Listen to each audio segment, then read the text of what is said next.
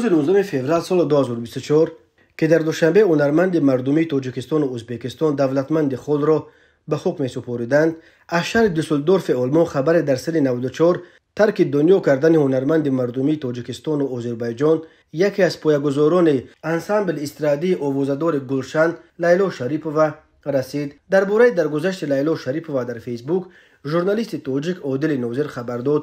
او درباره علت مرگ آوازخوان شناخته و زمان در تاجیکستان، ازبکستان و آذربایجان خیلی محبوب معلومات نداده است. لیلا شریفی عمر دراز و پر از شب و فراز و پر از حوادث پرتلاطم را پس سر کرده است. لیلا شریفی 28 ینور سال 1930 در داخل هواپیمای مسکو و باکو به دنیا آمده است، ولی در زادنامه‌اش مکان تولدش را شهر مسکو نوشتند.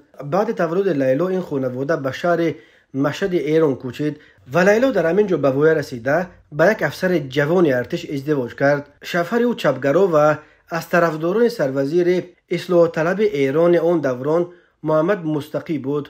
سال 1953 حکومت مستقی را توسط یک تبادلات سرنگون کردند و لیلا و شوهرش نیز از ترس تعقیب به اتحاد شوروی فرار کردند و تاجیکستان را مکان سکونت اختیار کردند. لیلا در دوشنبه سال اول در رادیو به حیث مجری برنامه‌ها به زبان فارسی کار کرد و سال 1959 آموزشگاه موسیقی دوشنبه را ختم کرده در انسامبل سازهای خلقی کمیته رادیو و تلویزیون به آوازخوانی آغاز کرد. سال 1964 کمیته رادیو و تلویزیون تاجیکستان انسامبل استرادی گلشن را تأسیس داد و لیلا شریفی که در تأسیس گلشن اشتراک خیلی فعالانه داشت نخستین رهبر بدیهی آن تعیین شد. سالهای 70 در پی یک نوفهمی با رهبران وقت جمهوری لیلا شریفی به ازبکستان کوچید و تا سال 1978 در تاشکند در انسامبل کمیته رادیو و تلویزیون ازبکستان تحت رهبری ایوگنی ژیوایف هنرنمایی کرد. سال 1978 به شوهر لیلا در آذربایجان جای کار خوب پیشنهاد کردند و به آذربایجان کوچید.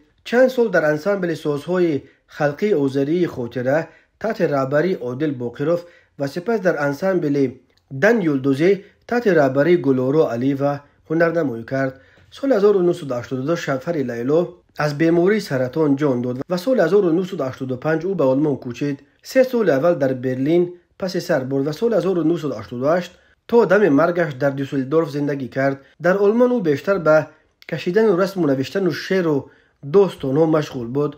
لیلا شریفی بجز از آوازخوانی شعر و آهنگ نیز ایجاد میکرد و برای مثال هم متن و هم آهنگ 2 ترانه مشهور فارسیش میجگونسیا و گل بادام به قلم خود او تعلق دارند. لیلا شریفی هنوز سال 1965 که مگی 35 سال داشت سزاوار عنوان هنرمند خلقی تاجیکستان شده.